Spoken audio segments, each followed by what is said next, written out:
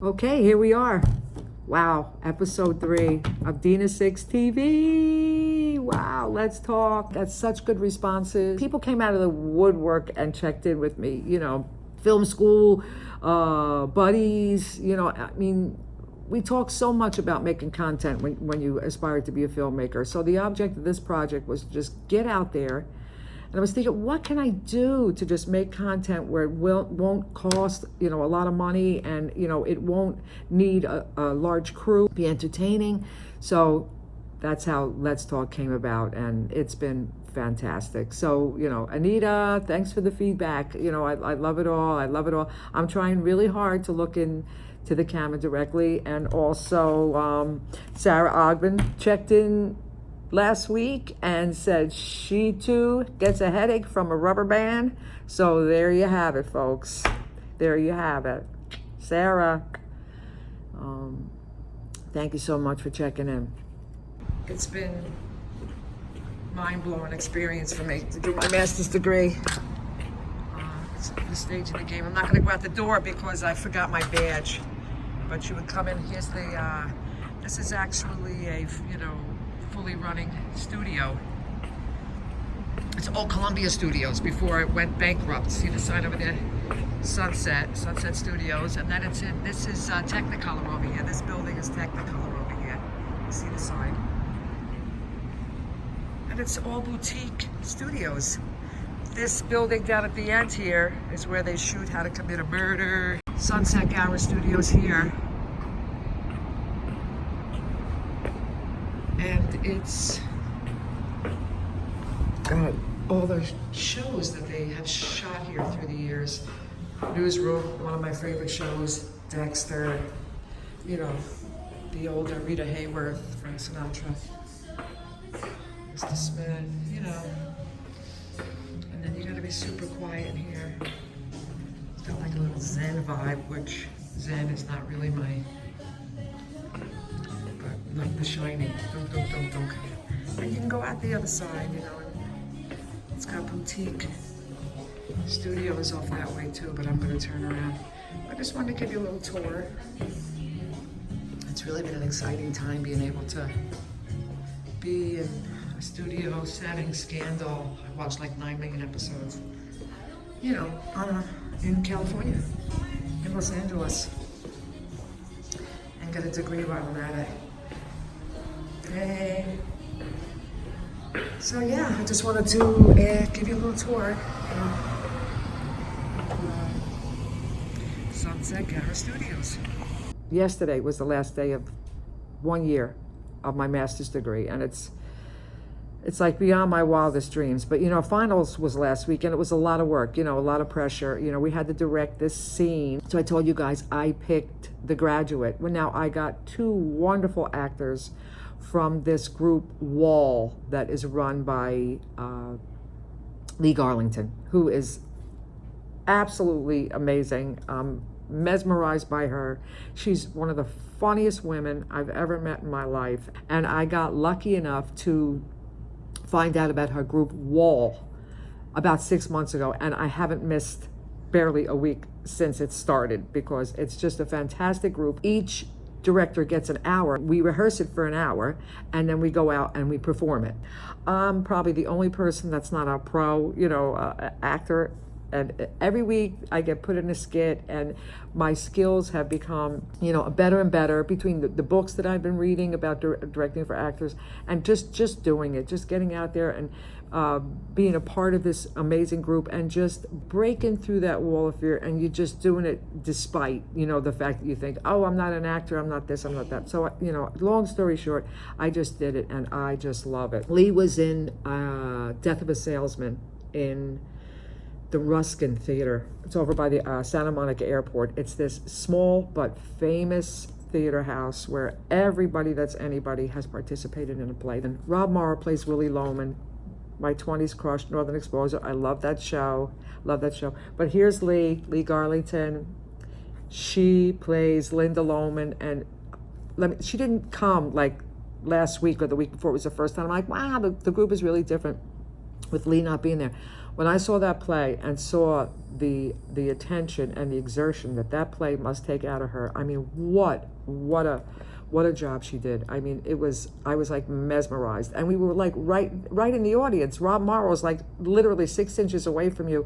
Lee and the rest of the characters, the whole play was phenomenal. It actually got extended because the play was so good. So the ticket cost me $20. I'm a student. You know, I used my student rate. It was $20. I had the best seats in the house. It was like straight ahead. So I'm also going to show you, you know, Lee's been in like 25 plays. She's, you know, TV, sitcom. She was in Seinfeld. I actually pulled the tape from YouTube, and I'm going to show you Lee, early days Lee. She was in a scene with George and Jerry, and it was fantastic. So I'll show you the clip. And see, now to me that button's in the worst possible spot. The second button literally makes or breaks the shirt. Look at it. It's too high. It's in no man's land. You look like you live with your mother. Are you through?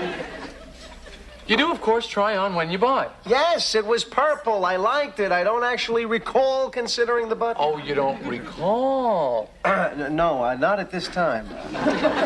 Well, Senator, I'd just like to know what you knew and when you knew it. Mr. Seinfeld, Mr. Costanza. Are you sure this is decaf? Where's the orange indicator? It's missing. I have to do it in my head. Decaf left, regular right. Decaf left, regular right. It's very challenging work. Can you relax? It's a cup of coffee. Claire's a professional waitress. Trust me, George. No one has any interest in seeing you on caffeine. Claire, you're a woman, right? What gave it away, George? I'd like to ask you to analyze a hypothetical phone call, you know, from a female point of view. Oh, come on now. What are you asking her? Now, how is she going to know? Now, a woman calls me, right? She says she has to come to New York on business. You are beautiful. And maybe she'll see me when she gets there. Does this woman intend to spend time with me? I'd have to say, no. So why did she call? Be polite. To be polite, I rest my case. Good. Did you have fun? You have no idea what you're talking about. Now, come with me. I got to go get my stuff out of the dryer anyway. I'm not going to watch you do laundry. Oh, come on. Be a come-with guy. Come on, I'm tired. Don't worry. I gave him a little caffeine. He'll perk up. Right. I knew I felt something.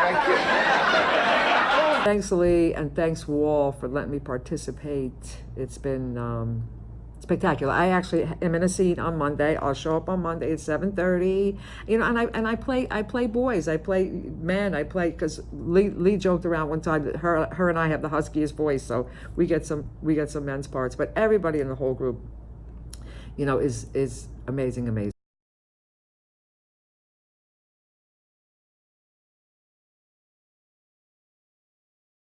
Year down, year to go in film school, and I did The Graduate, but there were some other great students as well. No, I'm gonna go back. I'm gonna do a white shirt. Yeah, those are the only two. I will set up this one. Let's start with setting up the frame. Perfect. There we go. Perfect. Yeah. Okay. That's one. Is this okay for the? Yeah. Yeah. Yes. Sure. All right. Okay. And action. You can use my straw. I know how cooties. Yeah, but maybe I do. Cooties I can handle. All right. Fantastic. Say hello, director. Hey, What's your first and last how you name? doing? Keita Brown. We're out here at Mount St. Mary's and we are cutting it up. I'm directing today, and these two lovely actors, Dario Lee and Lisa Murray, and we are doing a scene from The Color of Love, my original script. Fantastic. Yeah. This might be your thing.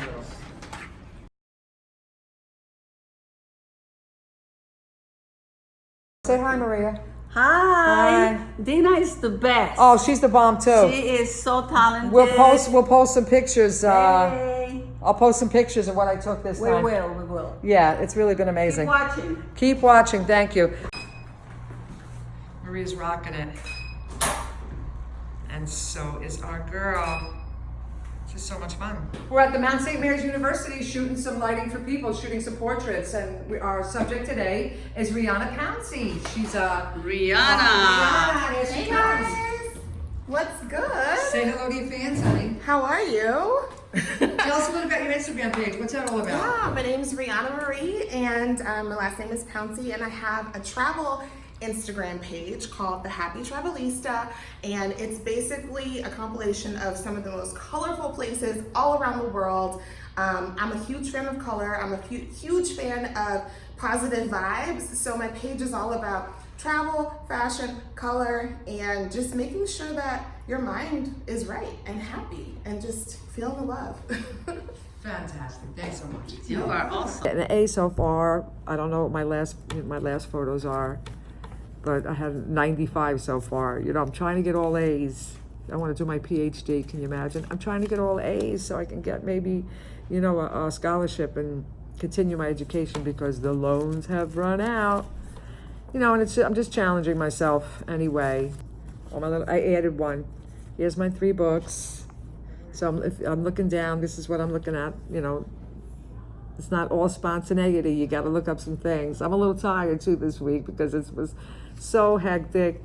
I'm doing it anyway. This is my movies, documentary, and then on the other side is music. And then here's my quotes. I have some quotes that through the books that I've been reading. And here's my notes for this week. And then here's more books and different people that I thought was interesting. So there's another photographer, she's a fashion photographer. I'm sure, you know, anybody that, named Emily Shore, S-H-U-R, wow, you know, she does celebrities, fashion, you know, her work is just phenomenal. You go to her gallery and see her photos. It's just, how could one girl be so talented? You know, she went to the School of Tisch Art, NYU, for photography, won all these awards. Her work shows it. So I took a couple of pictures, some celebrities that I love, some comedic celebrities that I love, and I'll post them on here as well. 10 photographers that Bill Robbins made us look at and study and emulate, and I'll put them down. I'll put a couple down in the description box. The description box, I've been trying to put links and things for you guys that you could go in and push the videos and things like that, of music that that I thought you might like or that I like, and you know, even if you don't, say, you know, I'm not crazy about this, you know, take a look at this, Dina. You know, it's more of a conversation than you know, just stuff I like. Just okay, next. But Bill Robbins is, you know, in the end, is such a great teacher. You know, he taught us how to light dramatically with just one simple light. You know, it doesn't take a tremendous amount of light. You know, the 3-point lighting, the whole system. So one light. He taught us the butterfly, which would be the light. Let's see if I can do. I don't know. I got my little handy dandy light here. You see, you put this here. You can't see this here. You see, if it hits the lip, it's not a butterfly. Just underneath the nose. If it goes all the way down, then it's not a butterfly. And then, I don't know if this will work. Oh yeah, here's half and half, but I don't want to show you anymore because this is not big enough light. But with one light, you know, that has some powerful, has you know, some power to it in a dark room, you can do so much dramatic lighting. They have the butterfly, the loop. The loop goes around the nose. How's my lighting again? I stuck it in the plant over here. The plant is not real, so I don't feel like I'm defacing anything. The loop, which would come around right around the nose, right here. The Rembrandt, which is a diamond on the face, but the forehead is still dark. And then the split with one light. If I didn't learn anything else other than a chance to just actively take pictures, which I think is the key, is the hands-on part. Finding out about these fantastic photographers. The lighting, it only takes one simple light.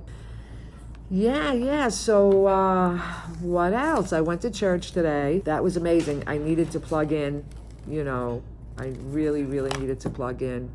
And when I go to Oasis LA, and I'm a camera operator there.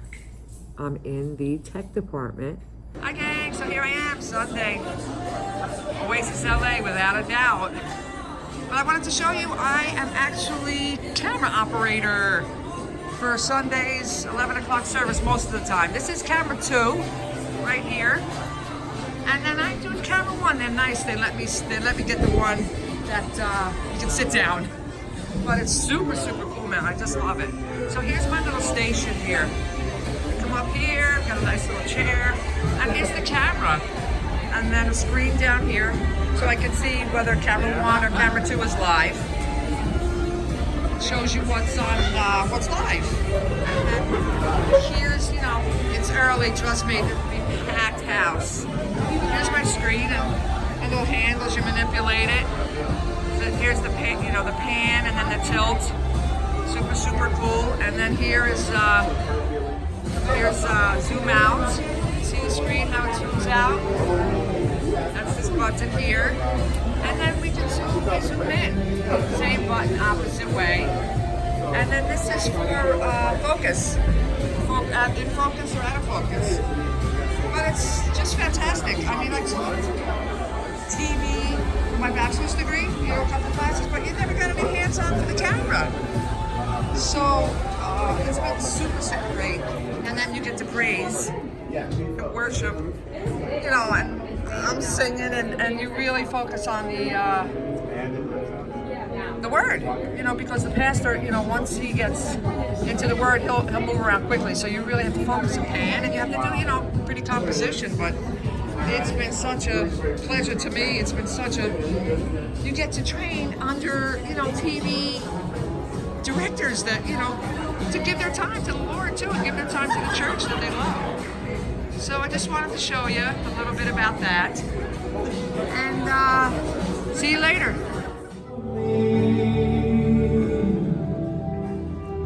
Jesus, my strength is in you.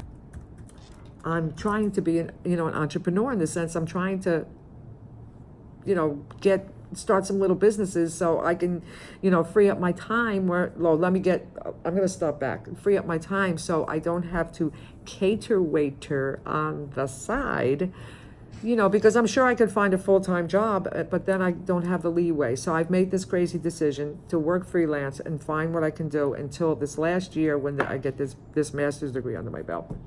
So I found another cater waiter job, you know, and first of all, it's called Bruce's Catering, and the locations are phenomenal. I mean, I've only worked 3 jobs, but we worked in Paramount Studios, we worked in Disney Animation Studio, and I was like, you couldn't take any pictures, so it took me everything. We had to sign a release, put our phones away. It was killing me because I was actually in the inside workings of Disney Animation, and it was the most exciting thing I've seen. It was so exciting. The crew, we were feeding the crew of Frozen 2.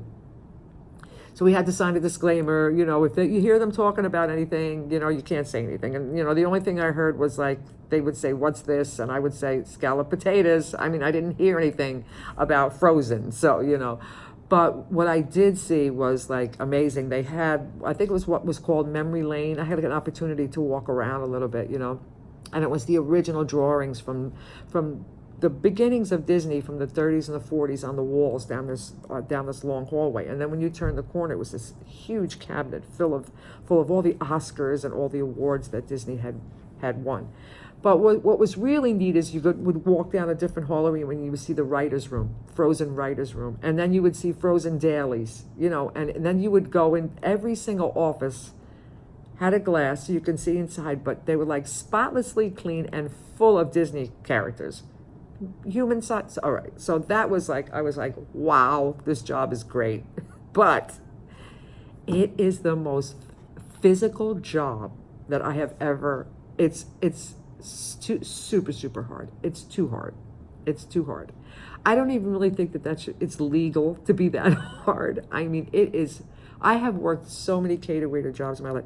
So when we worked Disney, the girls were like, oh, that's worst case scenario. When we got in that truck and got done loading that stuff up, you know, they have carts for this company that the wheels are broken and you're pushing through carpet for like floors, and they have big, huge trucks that we all have to drive. Now, I'll drive a truck. I don't care. I'll drive the truck. I drove a van through LAX, another zany job in LA. I was valet, and I would take my turn driving a van through the LA airport and picking up and dropping off passengers with their bags. So I'm not afraid of hard work. But this job, it has to be like not code. It has to be off code. There's no way that this could be legal to work people this hard with the amount of people that they put on these jobs. And there's no lifts on these big, huge trucks. So you have to lift these 60-pound, I mean, I'm a strong girl, but you have to lift these things from the ground into the truck. And let me tell you something. When they hired me, I was like, oh, look at that. They hired me so fast. I'm at least 25 years older than everybody, and everybody's exhausted at the end, everybody. So with that said, thumbs down to Bruce's Catering. Get it together. They're making all that money. They're working all the entertainment shows. You have to have some lifts on those trucks. There has to be the right amount of staff. So that was kind of a disappointment. I got to see a couple of studios, but I will not be going back to Bruce's Catering. So, haha, Dina, you think you're never going to be able to have anything to say that, that's not like Pollyanna. Okay, and now the other one was leading up to, somebody suggested this book. Let me see what the name of it is over here. And I'm so happy. I bought the summary by mistake. So when they said, oh, buy this book, and they're actually doing like a series on it, I bought the summary of. So when I started reading, I'm like, I'm not really, look, the title of it is a summary on how to win friends and influence people. It's a worldwide renowned book.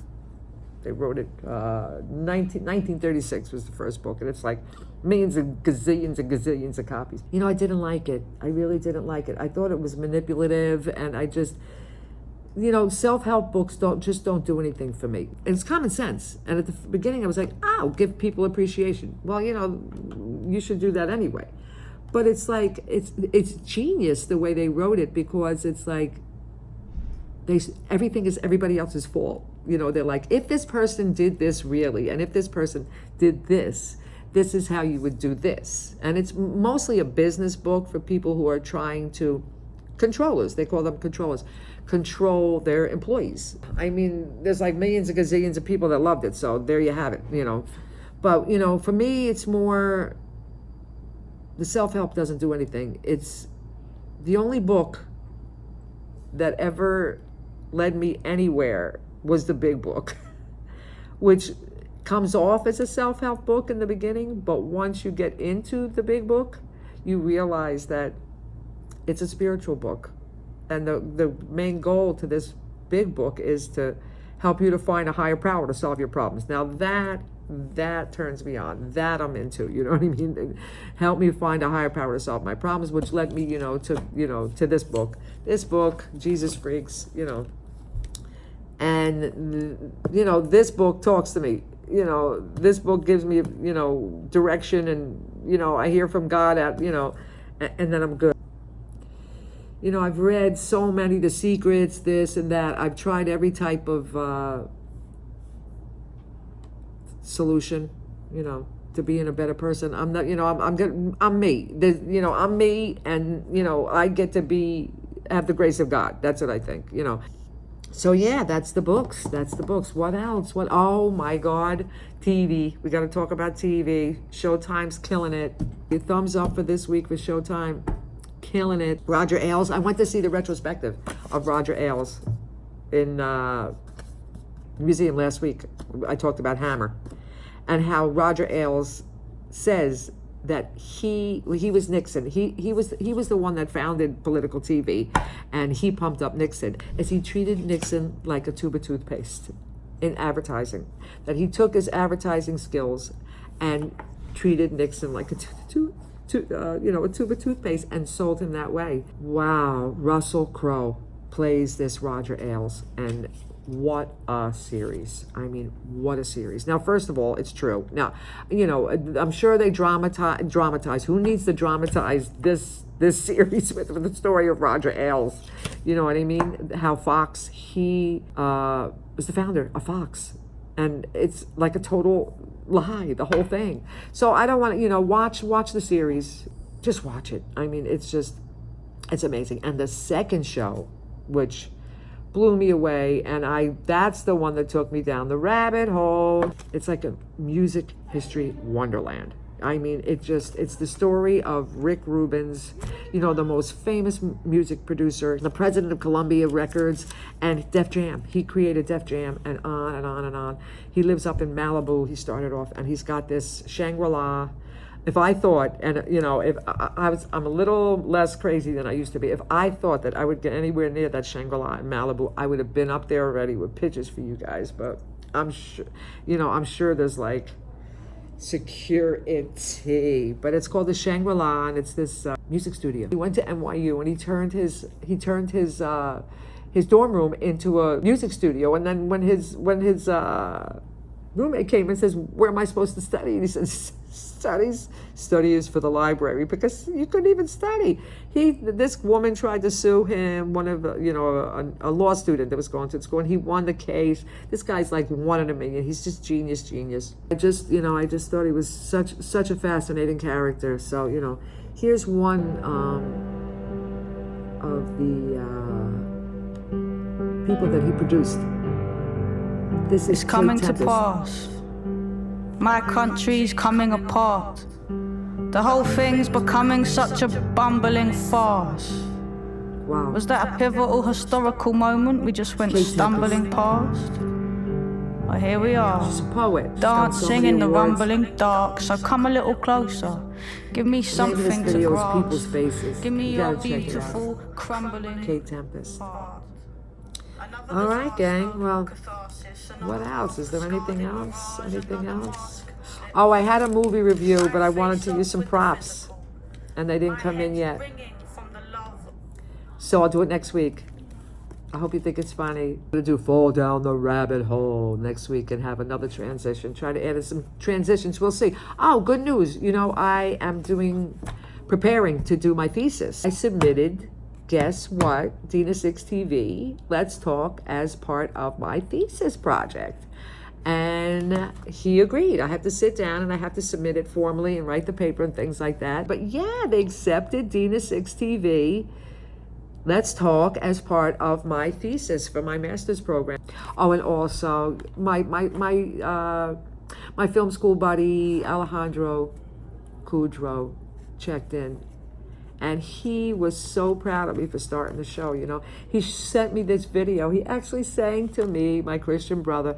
He sent me this video. He's been sending me through WhatsApp like 9,000 things pumping me up for this episode. I really appreciate Alejandro. He's a model, actor, producer. You know, we work together. We went to film school together. He's coming out to California soon. Him and his girlfriend are coming out to California soon. But I'm going to show you the video he sent me, because it's so cute, and you can't hide something like that. So thank you, Alejandro. You know, you're the best. You rock. Let's Talk, Dina 6 TV. Please, oh my God, I always have to say, thank you so many people for subscribing, and I even got more likes this week for the video. And just keep watching. You know, any ideas that you have, any comments, you know, any books, any movies, anything, you know, check in. And then also let me know what you think about the two shows. All right, gang. So see you next week. Thanks so much. Thank you, Lord. Let's go, guys. Give me your eyes so I can see everything that I keep missing. Give me your love for humanity. Give me your arms for the broken hearted, the ones that are far beyond my reach. Give me your heart for the ones forgotten. Give me your eyes so I can see. Give me your eyes. Thank you, Lord. Let's go.